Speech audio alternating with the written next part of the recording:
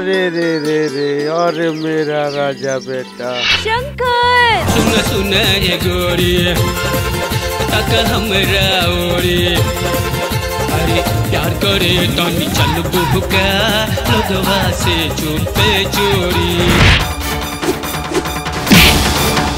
बाबूजी जमाना बदल गई है, अंग्रेज चल गई, जमींदारी चल गई, हाथियों चल गई। और बाबूजी रवा खाली सीक्रेट होता नहीं।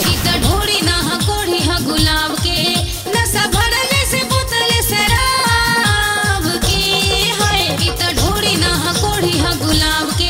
नीम जी, ये कजरिया और शंकर के हम पहचानब कैसे?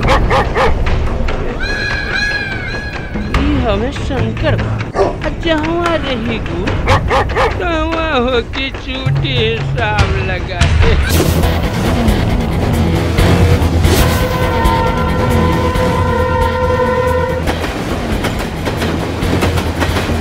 केवरिया धीरतिया के खोले जे सजनिया, रुन झुन बाजे पाँव के पजनिया, रुन झुन बाजे पाँव के पजनिया।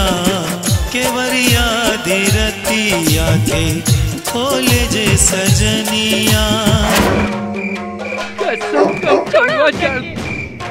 माथे पर विपतिया भारी छूटले सामरिया, कजरी कहवा जाए सूझे नाही कामा, नो डगरिया कजरी कहवा जाए। ये रहल हमरा खातिर दुनिया में।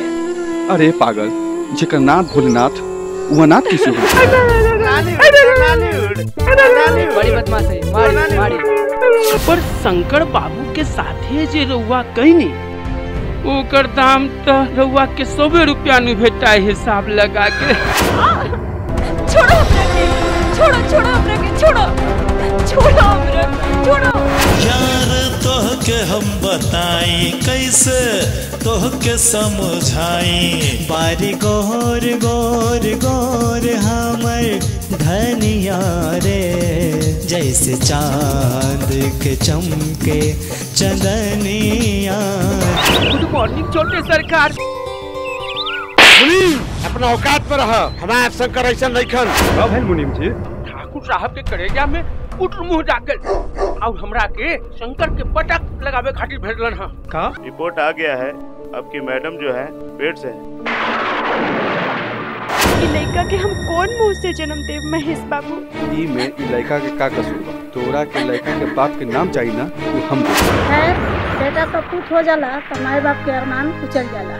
पंडित जी से दिन देखा के शादी के दिन पक्का कर। तू केकरो जिंदगी के अमानत बारू, कैसे तो से दिल लगाइब, कैसे प्यार हम जताइब। ना बिक्की ना, तू यही चाहत पड़ा ना कि हम इनका जिंदगी से हट जाए।